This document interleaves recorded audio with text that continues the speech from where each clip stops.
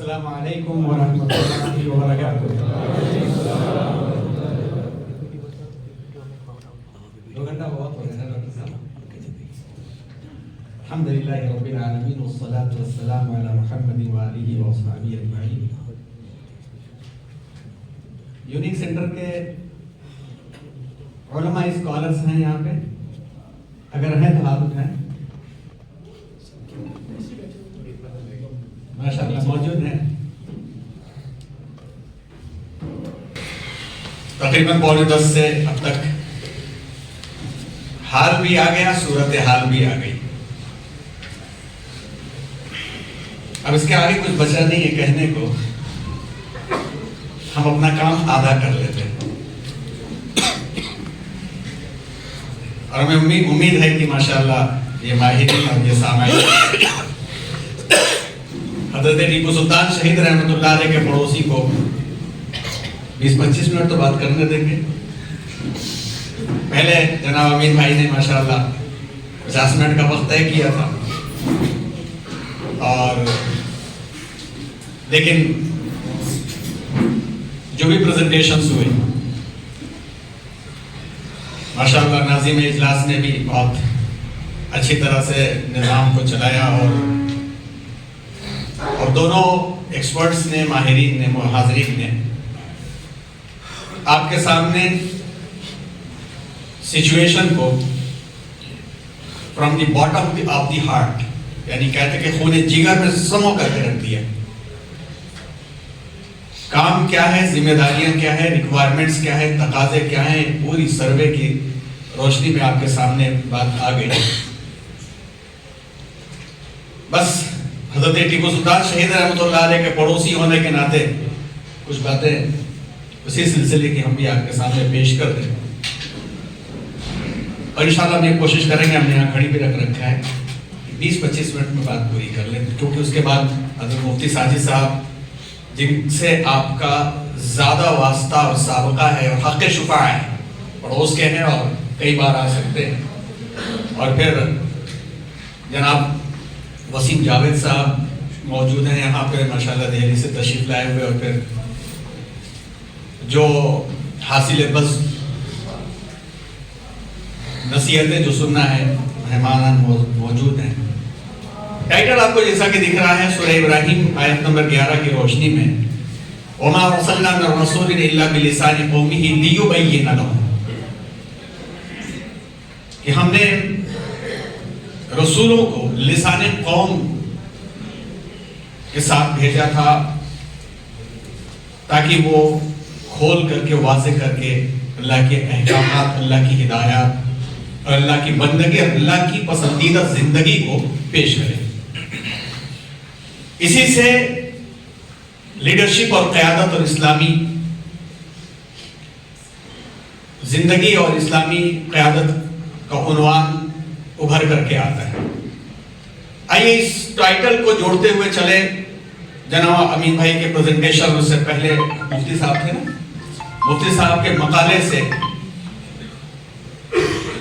اور عنوان تو اصل میں یہ تھا، انشاءاللہ پھر کبھی اور طویل عنوان ہے، اس عنوان پر بعد میں بات کی جائے گی،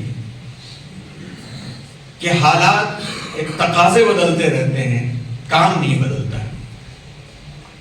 کام تو اللہ تبارک و تعالیٰ نے دے دیا ہے، اس میں تبدیلی کی کوئی گنجائش نہیں ہے، سوچ کا امکان نہیں ہے، ریکوائرمنٹس چینج ہوتی ہیں۔ اب ریکوائرمنٹس کیا کیا کس زمانے کی تھی، وہ پوری ایک داستان ہے، پوری ایک تاریخ ہے، اور ظاہر سی بات ہے کہ وہ ایک 1500 سال کی داستان کو ایک 5 منٹ میں بیان کرنا مناسب بھی نہیں۔ کام کو بیان کر دیا جائے، حل بیان کر دیا جائے، آپشنز بیان کر دیے جائیں۔ اللہ تبارک و تعالیٰ نے جو ریکوائرمنٹس اور جو ذمہ داریاں اللہ نے ڈالی ہیں، وہ باسنگ نہیں اسلام کے اندر، کہ باس کی طرح سے تحکم اپنایا جائے، بلکہ اسلامی طریقہ ہے کہ قیادت یہ ہے کہ حیات لے کے چلو، کائنات لے کے چلو، چلو تو سارے زمانے کو ساتھ لے کے چلو، اور اس میں سب سے پہلے عمل آتا ہے بسم اللہ الرحمن الرحیم، یا ایھا الذین آمنوا لم تقولون ما لا تفعلون، کبر مقتا عند اللہ ان تقولوا ما لا تفعلون، کہنے سے پہلے کرو۔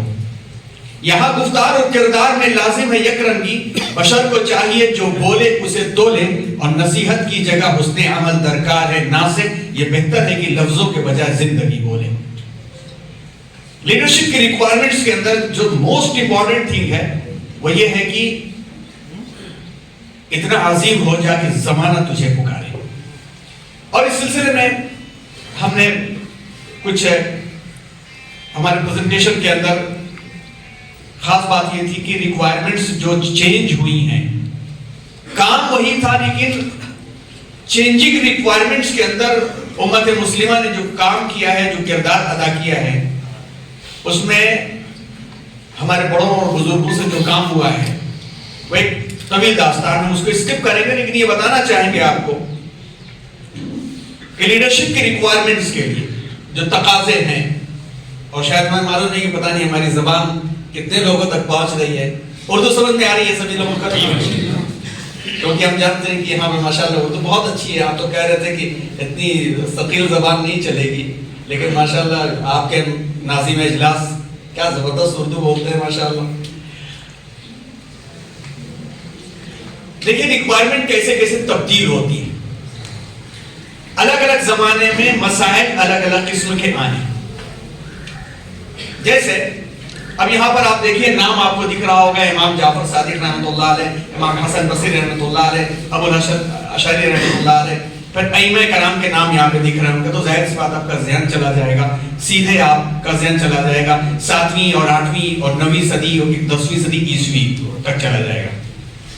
اس وقت جو امت مسلمہ کے سامنے جو مسائل آئے، جو ریکوائرمنٹس آئی، سبائی فرقہ آیا، خوارج فرقہ آیا، معتزلی فرقہ آیا، خارجی نظریات آئے، کلیش آف سیولائزیشن سے جو ہے نئے مسائل آئے، تو اللہ تبارک و تعالیٰ نے ان شخصیات کو کھڑا کیا، انہوں نے قیادت لے کر کے صحیح شکل میں دین ہم تک پہنچایا۔ اس امانت کو یاد رکھنا ہے کہ آج دین صحیح شکل میں پہنچا ہے، ایسے ہی نہیں پہنچا ہے، انہوں نے اپنے آپ کو اس میں کھلا دیا اور ہر فرد نے کام انجام دیا۔ یہاں پہ امین بھائی نے بلایا ہے کہ ہر فرد کی اپنی برابر کی ذمہ داری ہے، اس کو اس تاریخ کی روشنی میں دیکھیں کہ ہر فرد نے اپنے آپ کو کھلا دیا اور اپنے آپ کو قربان کیا، تو دین متین صحیح شکل میں ہم تک پہنچایا۔ اس کو ایکسپرٹس نے دور اول کہا ہے، ہم اسکپ کرتے ہیں تفصیلات۔ پھر اس کے بعد ایک زمانہ آیا، آپ یہاں پہ نام دیکھیے، امام غزالی، احمد ابن تیمیہ، ابن القیم، شیخ احمد سرہندی، شاہ ولی اللہ محدث دہلوی، یعنی رحمہ اللہ علیہ اجمعین، 10ویں صدی سے لے کر کے 16ویں صدی کے درمیان کو ہم نے یہاں پہ کور کیا ہے۔ یہ زمانہ جب آیا تھی، سامنے جو پرابلمز آئیں، آپ کو معلوم ہوگا کہ کروسیڈ وار، صلیبی جنگوں کا زمانہ رہا، اور اس کے بعد یونانی فلسفی کا زمانہ رہا، علم کلام کا زمانہ رہا، تصوف کا زمانہ رہا، اور خاص طور پر فلسفی سے مکس ہو کر کے یونانی اور گریک فلسفی کا بڑا زور رہا۔ اور یہی وہ زمانہ تھا کہ ایک طرف کروسیڈ وار سے عالم اسلام خدشات سے گزار تھا، تو دوسری طرف جو ہے اسپین اور اندلس کے اندر بھی امت مسلمہ کا اتحاد ٹوٹ رہا تھا، اجتماعیت بکھر رہی تھی۔ اس زمانے میں ان حضرات کو اللہ تبارک و تعالیٰ نے کھڑا کیا، اور ان حضرات نے ان تمام مسائل کے سامنے چیلنج بن کر کے، قربانیاں دے کر کے، ایک سالڈ راک کی طرح سے، ایک سیسا پلائی ہوئی دیوار کی طرح کھڑے ہو کر کے انہوں نے دین متین کو محفوظ کر لیا۔ اس وراثت کو جو پیچھے سے حاصل کیا تھا، انہوں نے ریکوائرمنٹ کے اعتبار سے بچاتے ہوئے صاف ستھرا دین محفوظ کر لیا، چاہے وہ 1492 کے اندر اندلس سے ہمارا انخلا ہو گیا ہو، یا 1257 کے اندر ہلاکو خان نے بغداد کو تباہ کر لیا ہو، یا سسلی کے اندر 1281 کے اندر صفایا ہو گیا ہو، یا دین اکبری نے آ کر کے دین الہی کے نام سے پوری سچویشن کو چینج کرنا چاہا ہو۔ یہ تمام کے تمام مسائل گزرے، آتے رہے، ظلمات آتی رہی، لیکن انہوں نے وحدانیت دین کو باقی رکھا، قربانیاں دی۔ پھر سب تفصیلات کو چھوڑتے ہیں یہاں پہ۔ تیسرا زمانہ، ٹائم زیادہ ہو رہا ہے میرا، تیسرا زمانہ، اب آئیے یہاں سے اب ذہن ہمارا کھلنا چاہیے۔ یہاں پہ آپ دیکھیے تحریک شہیدین کا نام آ رہا ہے، محمد ابن علی سنوسی کا نام آ رہا ہے، استاد شہید جمال الدین افغانی، شیخ محمد عبدو، مولانا محمد قاسم نانوی، مولانا محمد علی منگیری، مولانا رحمۃ اللہ کیرانوی، علامہ شبلی نعمانی رحمہم اللہ اجمعین کا زمانہ آ رہا ہے۔ یہ وہ زمانہ تھا کہ یورپ جاگنے لگا، اور یورپ کیسے جاگا یہ ایک الگ داستان ہے کہ منار نور اس نے اسلام سے حاصل کیا۔ یورپ جب جاگنے لگا تو صلیبی جذبہ انتقام کا سب جوڈو کرائسٹ ہوا، یعنی یہودیت اور عیسائیت نے اتحاد کر لیا کہ اب ہم کو میدان جنگ میں نہیں جیتنا ہے، اور ہم ہم جو ہے میدان جنگ میں نہیں جیت سکتے ہیں، اب ہم کو میدان قلم میں جیتنا ہے۔ پھر ایجوکیشن انٹلیکچوئل وار شروع ہوئی، اور اس کے بعد یورپ کا عروج ہوتا ہے، اور رینائزیشن یورپ کے اندر آتا ہے، اور مشنریوں کا جال پھیلنے لگتا ہے۔ ایسے وقت میں اللہ تبارک و تعالیٰ نے ان بزرگان دین کو سامنے کیا، اور ان بزرگان دین نے اپنی ہستی کو مٹایا مگر دین متین کو محفوظ کر کے ہمارے ہاتھوں تک پہنچا دیا۔ انفرادی طور پر بھی ہوا، اور پھر ازہر ہند دارالعلوم دیوبند کا قیام عمل میں آیا، دارالعلوم ندوۃ العلماء کا قیام عمل میں آیا، اور اس طرح کے ادارے وجود میں آئے، اور ان حضرات نے مشنریوں سے بھی نبرد آزمائی کی۔ مولانا رحمۃ اللہ کیرانوی کا تذکرہ آپ پڑھیے، پھر علامہ شبلی نعمانی کا تذکرہ پڑھیے۔ ایک ایسا شخص جس نے اپنی 1.5 ٹانگ کے اوپر، لنگڑی ٹانگ کے اوپر صرف اسلام کی حفاظت کے لیے آدھی دنیا کا سفر کیا۔ علامہ شبلی نعمانی کی ایک ٹانگ کٹ گئی تھی، آپ کبھی اعظم گڑھ آئیے، دارالمصنفین میں تو وہ کٹی ہوئی ٹانگ، جو نقلی ٹانگ لگا کر کے انہوں نے یہاں سے لے کر کے اسکندریہ تک کا سفر کیا تھا، صرف ریسرچ کرنے کے لیے، اسلام کی حفاظت کے لیے۔ وہ نقلی ٹانگ آپ کو مل جائے گی، قربانی دی، اور اس قربانی کے نتیجے میں پھر سے تفصیلات کو چھوڑتے ہوئے آگے بڑھتے ہیں۔ دور چہارمات، یورپ کا ایجوکیشنل سسٹم ڈیولپ ہو گیا، یورپ کا ایجوکیشنل سسٹم ڈیولپ ہو گیا، اور جب ڈیولپ ہوا تو کمیونزم کا سیلاب آیا، سوشلزم کا سیلاب آیا، اور جو ہے مومنٹس اور انتہا پسند تحریکات آئیں، اور اخلاق، سوز، ادب اور لٹریچر اور ڈرامے اور سینما یہ بڑھتے چلے گئے۔ اسٹیج پروگرام پہلے موویز میں آئے، پھر ٹاکیز میں آئے، اور اس کے بعد سے پھر آگے بڑھتے چلے گئے۔ اور اس وقت جب یہ معاملات پیش آئے تو اللہ تبارک و تعالیٰ نے حکیم الامت اشرف علی تھانوی رحمۃ اللہ علیہ، حسن البنا، علامہ اقبال، بہت دیکھے ہیں میں نے مشرق و مغرب کے میں کھانے، اور علامہ اقبال کی شخصیت خیر تذکرہ چلے گا تو کہیں سے کہیں چلا جائے گا۔ سعید نوروسی، سید قطب، علی طنطاوی، حسین احمد مدنی، مولانا الیاس کاندھلوی، تحریک جماعت تبلیغ، اور آخر میں سید ابو الحسن علی الحسنی رحمہ اللہ تعالی علیہم اجمعین۔ ان حضرات کو کھڑا کیا، کیا تھا مولانا الیاس صاحب رحمۃ اللہ علیہ کے ہاتھوں میں؟ کیا تھا؟ کیا بڑی تنظیم تھی؟ کیا بڑی جماعت تھی؟ ان کے والد محترم جناب اسماعیل صاحب رحمۃ اللہ علیہ کے ہاتھوں میں کیا تھا؟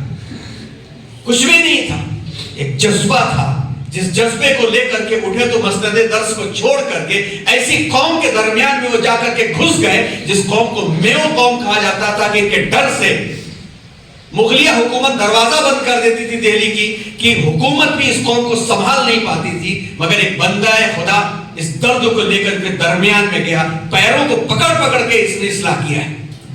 جتنے واقعات ہیں پڑھیے الیاس صاحب رحمۃ اللہ علیہ کے واقعات، کہ صرف انہوں نے کسی کے کاندھے پر ہاتھ رکھے کہ بھائی میری بات سنو، اتنا مارا کہ مولانا بے ہوش ہو گئے۔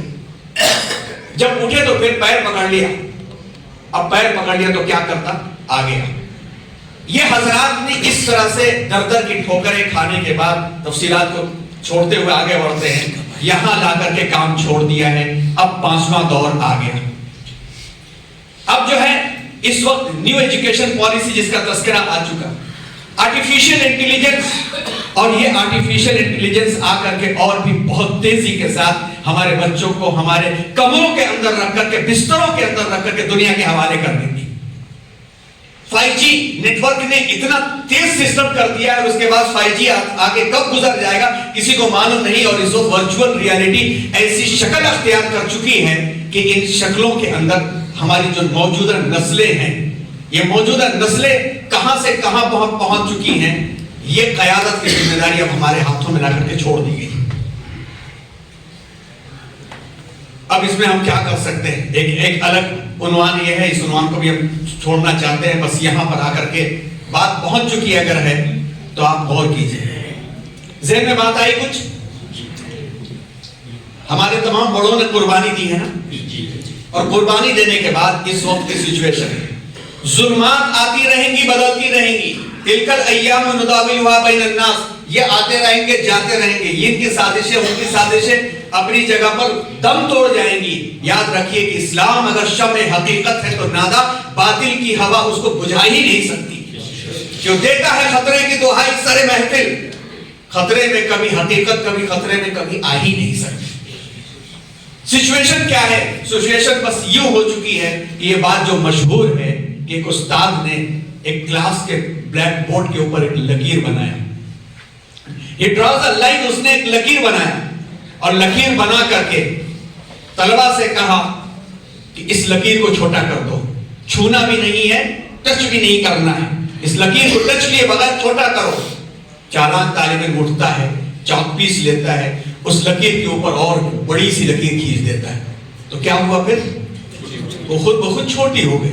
یہی حال سچویشن ہوئی ہے کہ انہوں نے وہ جاگے تو جاگ کر کے اتنا اوپر وہ پہنچ گئے کہ ہماری لکیر خود بخود چھوٹی ہو گئی، ہمارا عمل چھوٹا ہوا ہے، حقیقت چھوٹی نہیں ہوئی ہے، اسلامی نظام پر ہرگز اثر نہیں پڑا ہے، ہم امپلیمنٹیشن کے اندر پیچھے ہٹ گئے، ہم اس میدان سے ہٹ گئے، اس میدان سے پیچھے اپنے آپ کو ہٹانا جب ہم نے شروع کیا تو حالات یہ آ گئے، یہ حالات خود بخود ختم ہو جائیں گے، شرط یہ ہے کہ ہم جو ہیں آگے بڑھ کر کے آ جائیں، جس کے بارے میں کافی باتیں ہو چکی ہیں، ابھی اور بھی باتیں ہوں۔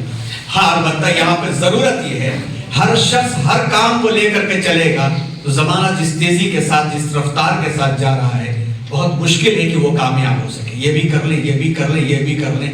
امت کا کام اتحاد کا ہے، اور اتحاد کے کام کے اندر آج جو ہے ورچوئل ریالٹی نے جو ہے لوگوں کو قریب کر دیا ہے، اس لیے ہم سب کو کوآپریٹیو ایک سوسائٹی بنا کر کے، ہم کوآپریٹیو سوسائٹی ہیں اس کے طور پر کام کریں۔ اب گجرات کا جیسے مثال کے طور پر ہر علاقہ ایک اپنی الگ الگ کوالٹی رکھتا ہے، اور اسی جگہ پر ایسے افراد موجود ہیں کہ ہر شخص چاہے کہ ہم ادارہ قائم کر ہر کام ہم ہی کر لیں تو مشکل ہوگا۔ یہاں پہ جو کام کرنے والے لوگ ہیں، ان کام کرنے والے لوگوں کے درمیان میں کوارڈینیشن ہونا چاہیے۔ ابھی ڈاکٹر صاحب انشاءاللہ بات کریں گے ملت foundation for research and development ملت، جس کو MFERD کے نام سے بھی تعارف کرایا گیا۔ MFERD اسی فکر میں ہے کہ ہر شہر کے اندر، ہر سٹی اور ہر اسٹیٹ کے اندر کام کرنے والوں کی ایک ایسی ٹیم تیار ہو جائے کہ جس کو ضرورت پڑے، اب جیسے یونیک سینٹر ہے، یونیک سینٹر اگر یہ چاہ رہا ہے کہ طلبہ کی ہم ایسی جماعت تیار کریں جو اکیڈمک تعلیم بھی حاصل کرتی ہوئی ٹیچنگ کے ایکسپرٹ بنے، بی ایڈ اور ڈی ایڈ کرے، تو یہ اس سینٹر کو ہم اتنا اونچا اٹھا دیں کہ ہمیں بھی جب ضرورت پڑے تو ہم لوگوں کو یہاں بھیج سکیں۔ اگر Darul Uloom research centre, Tipu Sultan research centre یا جامعہ ملت ابراہیمی جو MFERD کے انڈر میں ایسی ہی فارغین کی تربیت کے لیے کوشاں ہے، اگر وہاں لگتا ہے کہ وہاں پر اسلامی افکار اور اسلامی ایتھکس اور سچویشن کو کیسے فیس کیا جائے، اور جو یہ اکیڈمک سے ایجوکیشن چلتی ہیں، ان اکیڈمک سے ایجوکیشن کے اندر ایک عالم دین کو اس مقام پر کیسے لایا جائے کہ اپنی اصل پر ثابت رہتے ہوئے تمام دنیا کے مسائل کے حل کے واسطے وہ ایک مرکزی کردار بن جائے، ایسے سینٹر میں ڈیولپ ایسے ہو جانے چاہیے کہ ہمیں ضرورت پڑے تو یہاں سے اٹھا کر کے چند مہینے کے لیے وہاں بھیج دیا جائے۔ اس میں کیا ہوگا؟ لیس ایفرٹ، آؤٹ پٹ زیادہ آ جائے گا۔ اس کے واسطے کیا کرنا پڑے گا؟ سب سے پہلے اپنے ذہنوں کی تربیت کرنا پڑے گا، ہم میں سے ہر ایک کو یہ سوچنا پڑے گا یہ میرا اپنا کام۔ دوسرے کہ یہ ریسرچ کرنا پڑے گا کہ کہاں کہاں پر سینٹرز ہیں، ان کو ہی ڈیولپ کیا جائے اور ان سے ایک دوسرے کے استفادے نفادے کا کانسیپٹ تیار کیا جائے، اور مواخات مہاجرین اور انصار والی چیزوں کو یہاں پر کاپی کیا جائے۔ اس کے بارے میں انشاءاللہ بھی مفتی صاحب بات کریں گے سیرت کے پہلوؤں کے اوپر۔ پھر اس کو عمل میں لایا جائے، تبلیغ اور ترویج آگے بڑھایا جائے، اور اس کے خاطر جو ہے کیا کیا چیزیں ہو سکتی ہیں؟ قرآن، شریعت، درپیش مسائل، لسانیات، میڈیا اور ٹیکنالوجی۔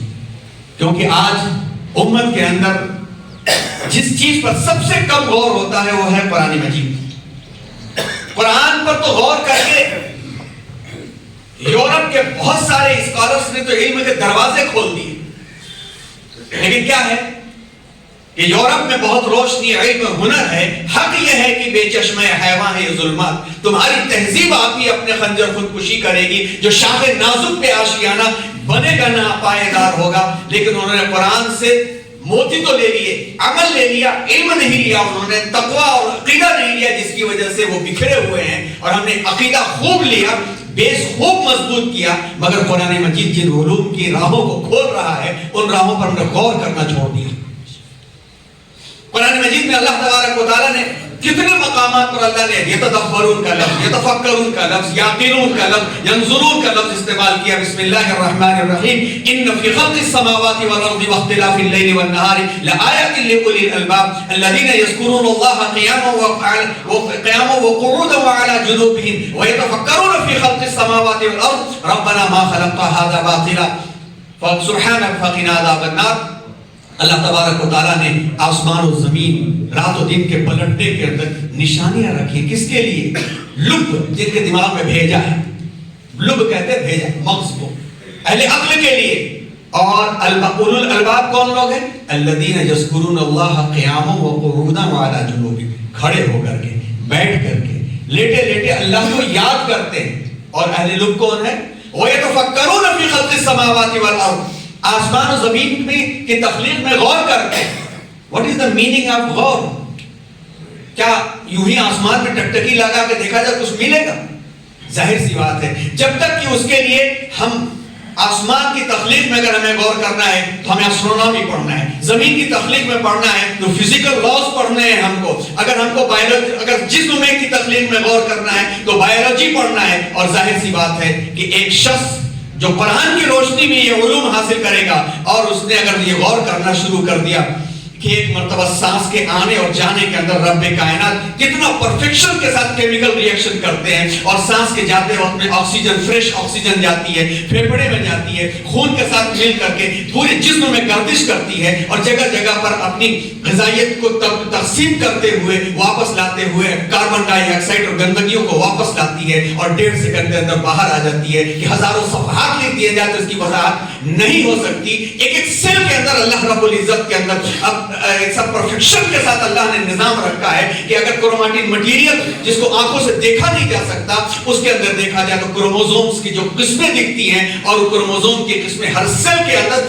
پرفیکشن کے ساتھ 46 ہی ہو سکتی ہیں. 45 ہو گیا تو کچھ کا کچھ ہو جائے گا, 47 ہو گیا تو کچھ کا کچھ ہو جائے گا, اور 46 کی 46 کے اندر کہیں پر کریک بھی آ گیا تو آپ سنا ہوگا کہ ڈاکٹر آج کل حاملہ عورتوں کا ٹیسٹ کراتے ہیں, 2D marker test, 3D marker test, down syndrome کا لفظ استعمال کرتے ہیں کہ کہیں پر بھی کریک آ گیا تو بچہ ناکارہ پیدا ہوگا. اللہ سب کو محفوظ کرنا ہے. یہ علم غور کرنے کے بعد سے تب نہ ہوگا سبحان. تو ظاہر سی بات ہے کہ قرآن فہمی کے لیے کب ہم اس کے لیے آگے بڑھیں گے؟ ہمارے پاس اکیڈمیز ایسی ہونی چاہیے جو قرآن فہمی کے واسطے جو ہے اس طرح کی تعمیریں جو موجود اس کے اوپر رہیں. اور ظاہر سی بات ہے کہ قرآن سمجھنے کے لیے کیا ریکوائرمنٹس ہوتی ہیں, اور شریع اللہ جو اس وقت جو ہے نوجوانوں کے ذہنوں کے اندر جو مسکنسیپشنز آ رہے ہیں, اور نوجوان اس بات کا استعمال کر رہے ہیں کہ شریعہ should redefine, شریعت کو ری ڈیفائن کرنے کی جو باتیں پیدا ہو رہی ہیں, اگر ان کو بتایا جائے کہ قرآن سرچشمہ علوم ہے, لا یأتیہ الباطل من بین یدیہ ولا من خلفہ تنزیل من حکیم حمید, اللہ تبارک و تعالیٰ کی طرف سے نازل کیا ہوا ہے, باطل اس کے اوپر آ ہی نہیں سکتا, اور نور خدا ہے کفر کی حرکت پہ خندزن, پھونکوں سے یہ چراغ بجھایا نہ جائے گا. تو جب تک ہم اس کو ان کے ذہنوں کے لحاظ سے نہیں کریں گے اس وقت تک کام نہیں ہو سکے گا. درپیش مسائل کیا ہیں, کیا سچویشنز ہیں, ٹریڈ اور بزنس آج کیسے کس طرح سے چل رہا ہے, آج جو ہے ایجوکیشن کے سسٹمز کیسے چل رہے ہیں, آج جو ہے سارے مسائل کیسے پیش آ رہے ہیں, اس کے لیے ظاہر سی بات ہے ہمیں لینگویجز چاہیے, اور ہماری معلومات اسٹرانگ ہونی چاہیے, اور ٹیکنالوجی کے اوپر ہمیں اسی طرح سے اسٹرانگ ہونا چاہیے کہ جس طرح رب کائنات نے قیادت کے لیے پیدا کیا ہے تو ہمارا لیول اونچا ہونا چاہیے. اور یہ کام کیسے ہو سکتا ہے, ہر ایک الگ نہیں کر سکتا, اگر اجتماعیت کر لی جائے تو کام آسانی کے ساتھ ہو سکتا ہے. ہمیں امید ہے کہ ان سب چیزوں پر آپ نے ذہن دوڑایا ہوگا. اور آخر میں علامہ اقبال کی ایک نظم کہتے ہوئے آپ کو یہ سچویشن دکھاتے ہوئے اپنی بات کو ختم کرنا چاہیں گے. مولانا حضرت مولانا علی میاں صاحب رحمۃ اللہ علیہ کے کوٹیشن سے لیا ہوا یہ ہے کہ آج مغرب اپنی تیز رفتاری کے ساتھ بھاگا چلا جا رہا ہے, عالم اسلام سست رفتاری کے باوجود خواب غفلت میں مدہوش ہے. خرگوش اپنی تیز رفتاری کے باوجود بھاگا چلا جا رہا ہے, کچھوا سست بھی ہے اور سو رہا ہے. اور اکبر الہ آبادی نے اس کو یوں کہا ہے, بے علم بھی ہم لوگ ہیں, غفلت بھی ہے تاری, افسوس کے اندھے بھی ہیں، سو بھی رہے ہیں۔ اور علامہ اقبال نے بڑی امید جتائی ہے، یہ غیرت ہے بڑی چیز جہانے تگ و دو میں، پہناتی ہے درویش کو تاج سر دارا، دی ہاتھ سے دے کر اگر آزاد ہو ملت، ہے ایسی تجارت میں مسلمان کا خسارہ، دنیا کو ہے پھر مار گئے روح و بدن پیش، تہذیب نے پھر اپنے درندوں کو ابھارا، اللہ کو پابندی مومن پر بھروسہ، ابلیس کو یورپ کی مشینوں کا سہارا۔ اسی لیے کہا جاتا بے وس طرح شجر سے امید بہار تک، یونیک سینٹر ہو یا کسی بھی مرکز ہو، اگر کچھ نئے مضامین انہوں نے شامل کر دیا ہے تو اس کا ہرگز مقصد نہیں ہے کہ وہ یورپ کا شکار بنا رہے ہیں۔ یہ مزاج تو کسی میں بھی پیدا ہو جائے، تو جیسا کہ ابھی انہوں نے ایک انیس بزمی صاحب کا شعر پیش کیا کہ اللہ سے کرے دور تو تعلیم بھی فتنہ، اولاد بھی، املاک بھی، جاگیر بھی فتنہ، ناحق کے لیے اٹھے تو شمشیر بھی فتنہ، شمشیر تو کیا نعرہ تکبیر بھی فتنہ، ہر کام فتنہ بن جائے گا۔ تو یہ ہمارے کانسیپٹ کو چینج کرنا کہ اگر اس کانسیپٹ میں کسی بھی چیز کو پڑھایا گیا تو وہ تو تباہی اور بربادی ہے، ہاں اس کو اس نقطہ نظر سے پڑھایا جائے گا کہ آج دین فلٹر شکل میں، صحیح شکل میں ہمارے اکابر نے ہم تک پہنچا دیا ہے، تو یہ ہماری اب ذمہ داری ہے کہ جب تک ہم خود کو پوری طرح سے گھلائیں گے نہیں، اس وقت تک اسی تہذیب کے شکار ہوتے رہیں گے۔ اللہ کو پامردی مومن پہ بھروسہ، ابلیس کو یورپ کی مشینوں کا سہارا۔ تقدیر امم کیا ہے کوئی کہہ نہیں سکتا، مومن کی فراست ہو تو کافی ہے اشارہ۔ اتقوا فراست المؤمن فإنه ينظر بنور اللہ، مومن کی فراست سے ڈر کر کے رہو، اللہ کے نور سے دیکھتا ہے۔ یہ فراست آ جائے گی تو خود بخود تربیت ہمارے پاس آ جائے گی۔ اور آخری بات جو انہوں نے کہی، افراد کے ہاتھوں میں ہے اقوام کی تقدیر، ہر فرد ہے ملت کے مقدر کا ستارہ۔ اللہ تبارک و تعالی ہم سب کے مل بیٹھنے کو قبول فرمائے، اور جس مقصد کے تحت بلایا گیا ہے اس مقصد کو آپ اپنی ذمہ داری سمجھیں، کیونکہ آپ میں ہر ایک میں ایک جوہر چھپا ہوا ہے، اور مل جل کر کے ہم کام کریں تو یہ مل جل کر کے کام کرنا لکیروں کو بڑھاتا ہے۔ صرف ہم نے شاید 7 منٹ زیادہ لیا ہے، معذرت خواہ ہیں۔ جناب ٹیپو سلطان شہید رحمۃ اللہ علیہ کے مزار پہ آئیے، ملاقات کرنے کی کوشش کریں گے، وعدہ نہیں کر سکتے، بعد میں شکایت ہوگی۔ اللہ تبارک و تعالیٰ ہم سب کے مل بیٹھنے کو قبول فرمائے۔ آپ تمام کا بہت بہت شکریہ، ماشاءاللہ ہم نے بڑا اچھا لگا کہ بیان کرتے وقت میں موبائل پر اسکرولنگ کم چل رہی تھی، نگاہیں ادھر زیادہ تھی۔ آپ کا بہت شکریہ، جزاک اللہ۔